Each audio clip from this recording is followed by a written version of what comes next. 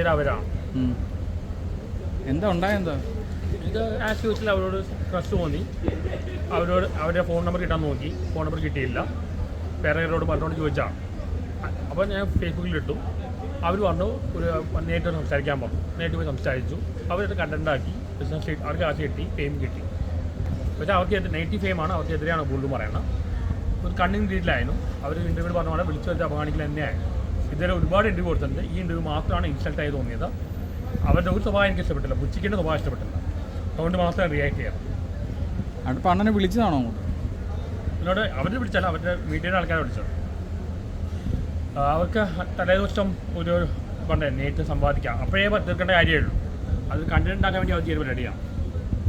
അണ്ണനിപ്പോൾ നേരത്തെ അവരോട് ക്രഷ് തോന്നി? എനിക്ക് ചെറിയ പ്രതീക്ഷയാണ്. ഇവിടെ സത്യം എനിക്ക് പ്രതീക്ഷ ഉണ്ടായിരുന്നു. എന്നോട് ചെയ്താനും പല ആൾക്കാരും പറഞ്ഞാണ് ഈ പരിപാടി വേണ്ട, ഞാൻ പ്രതീക്ഷയിൽ പോയതാണ്. അണ്ണന് അല്ല നേരത്തെ അവരോടൊന്നൊരു ക്രഷ് ഉണ്ടായിരുന്നു? ഹലോ, നേരത്തെ അവരോട് ക്രഷ് ഉണ്ടായിരുന്നു അണ്ണന്? നേരത്തെ ഒന്നുമില്ല, ആ ഇൻ്റർവ്യൂ കണ്ടപ്പോൾ തോന്നി, അത്രയേ ഉള്ളൂ. അങ്ങനെയാണോ പോയത്? അത് മോശമായിട്ടൊന്നും എഴുതിയിട്ടില്ല.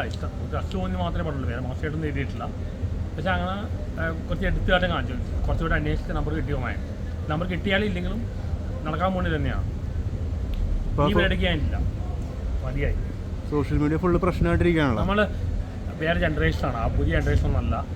നമ്മൾ സിക്സ് പാക്ക് ബോഡിയോ അങ്ങനത്തെ ഒരു ഗ്ലാമറൊന്നുമില്ല. ഒരു സ്നേഹിക്കാൻ ക്രിക്കറ്റിൽ ആരുടെ പറഞ്ഞ പോലെ സ്നേഹിക്കാൻ മനസ്സും പിന്നെ ചിന്തിക്കാൻ ബ്രെയിനും ഉണ്ട്. വേറെ ഒന്നുമില്ല.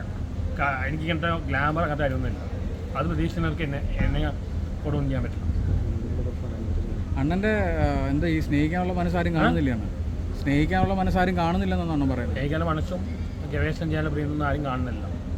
അവർക്ക് വേണ്ട സിക്സ് പാക്ക് ബോഡിയും മറ്റേ കാര്യങ്ങളൊക്കെയാണ്. അതൊന്നും നമുക്കില്ല.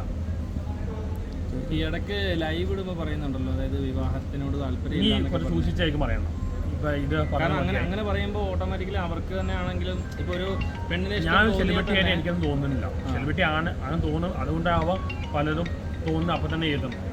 കുറച്ച് ആലോചിച്ച് എഴുതേണ്ടതാണ്. അങ്ങനെ ആലോചിച്ചാൽ ഇടുകയാണെങ്കിൽ വീഡിയോകൾക്ക് കണ്ടന്റ് കിട്ടില്ല.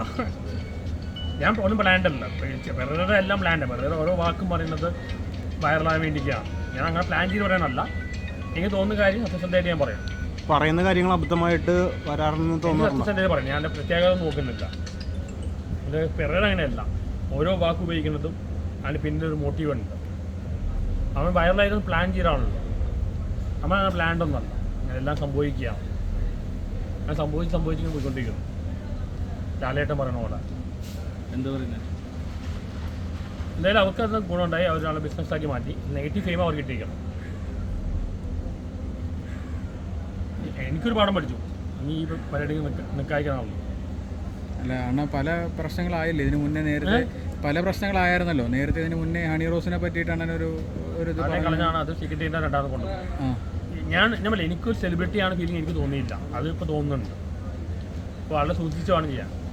ഇപ്പോൾ ഒരു സെലിബ്രിറ്റി ലെവലിലേക്ക് അണ്ണൻ എത്തിയെന്നാണ് പറയുന്നത്. എപ്പോഴേ ആയിക്കഴിഞ്ഞു. വേറെ സെലിബ്രിറ്റിയാണ്, ഞാൻ സെലിബ്രിറ്റി അല്ല. ഞാൻ എപ്പോഴും സെലിബ്രിറ്റി ആയിക്കഴിഞ്ഞു. എന്നെ പോലോട്ടിന് എവിടെയൊക്കെ ആൾക്കാർ വിളിക്കുന്നത് ഫിലിപ്പിനിൽ എല്ലാവർക്കും അറിയാം. വേറെ സെലിബ്രിറ്റിയാണ്, ഞാൻ എന്തൊരു സെലിബ്രിറ്റിയാണ്. അപ്പോൾ അണ്ണന് ഇപ്പം വേറെ ഒരുപാട് ഇൻ്റർവ്യൂസും കാര്യങ്ങളൊക്കെ വരുന്നുണ്ടോ? വേറെ ഇൻ്റർവ്യൂസും കാര്യങ്ങളൊക്കെ വരുന്നുണ്ട് ഒരുപാട്. ഇപ്പോൾ ഈ ആഴ്ച പോയി ഇൻ്റർവ്യൂസാണ്. ഇടയ്ക്കും ഡൗൺ ആയിരുന്നു. അപ്പോൾ വീണ്ടും ഇൻ്റർവ്യൂസ് ആയി. അപ്പോൾ വീണ്ടും ട്രെൻഡിങ് കയറിയോ? ഒന്നും പ്ലാൻ ചെയ്യുന്നതല്ല, സംഭവിച്ചാണെങ്കിൽ